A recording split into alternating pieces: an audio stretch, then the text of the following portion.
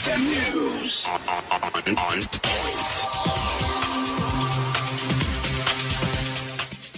Look at the news. The Japanese ambassador to Uganda, Kazuki Kameda, has asked Ugandans to embrace saving cooperatives as the only way to generate capital for bigger projects and fight youth unemployment. Kameda made the call to Ugandans while handing over sewing machines to UPDF widows and veterans organization in Nakawa in a move to empower them with hands-on skills to assist them boost their incomes. He says that developed countries have always banked on saving cooperatives to generate bigger projects that have always been admired by Africans, calling on Ugandans to take action. I'm Ambassador of Japan, Kazuki Kameda. Saving culture, I thought that still lacking in this country, but that savings will be generated to new investment to raise the activities more. That will generate more income. So that this is a good cycle of the activities. So that please keep such a culture very important. Meanwhile, the chairperson UPDF Widows Veterans Organization, Naguru Aida Bashaba, has asked the government to continuously support the projects to eradicate poverty. The UPDF Widows Group in Naguru has applied for a contract to supply non-medical face masks to the government of Uganda, which is under process, and we are waiting for the reply. They have engaged in fashion and design. You can see this beautiful design. They willing members are training in electronic sewing machines usage. Those machines are not everyday machines. You have to be trained. So we need to train. We need to try not to spoil our machines. We look at them and we hand them like babies. The Minister for the Presidency, Esther Mbaya, has encouraged men to test for HIV/AIDS and engage in the fight against the virus. Mbaya says the number of men who die from diseases related to HIV are many compared to women because they choose to be silent and end up spreading the virus. The Minister was speaking ahead of Philip Bongole Lutaya Memorial Lecture scheduled for 17th October. As we moved throughout the country to launch the Presidential Fast Track Initiative in ending HIV/AIDS by 2030, we found out that men don't want to go for testing. They may go quietly and fail to disclose to their partners. In the end, they end up stealing medications for the women, for their wives. But if you take a dose which is not yours, you receive little. So you may take the pills that are not yours, and you end up infecting more and more people. You may live in denial, but you end up endangering yourself and later your families. Please, men, wake up and go for tests voluntarily.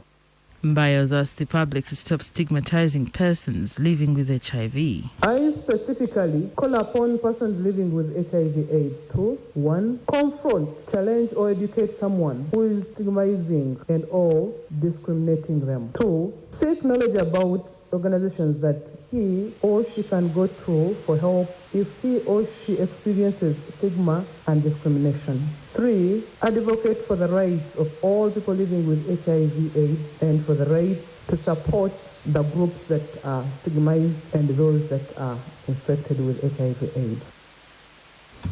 The over 10,000 people that were displaced by floods resulting from the rising Lake Albert water levels in Ntoroko district want the government to relocate them to safer places. The rising water levels on the lake have eaten up almost 10 kilometers of the lake shores where the community has been living. The most affected areas are Kanara Sub-County and Kanara Town Council, where flood waters have submerged houses, schools and churches, among others.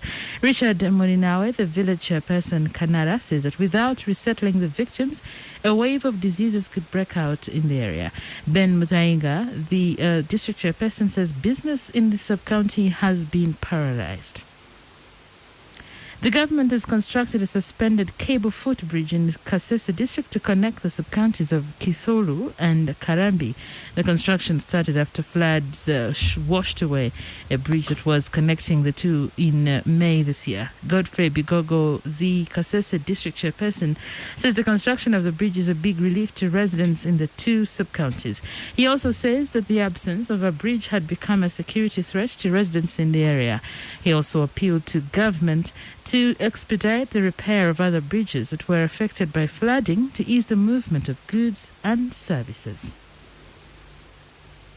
In other news, Facebook has launched several programs to counter misinformation and election interference in Tanzania ahead of the 28th October general election.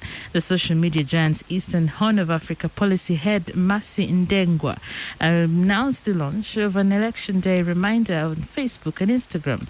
The feature will provide official voting information and allow Tanzanians share their voting experience. Ms. Ndengwa is reported to have said Facebook will ensure campaign advertisements on its platforms undergo verification for transparency. Media restrictions have increased in Tanzania since President John Pombe Magufuli, who is seeking re-election, came into power in 2015. And that was the news. XFM News on point.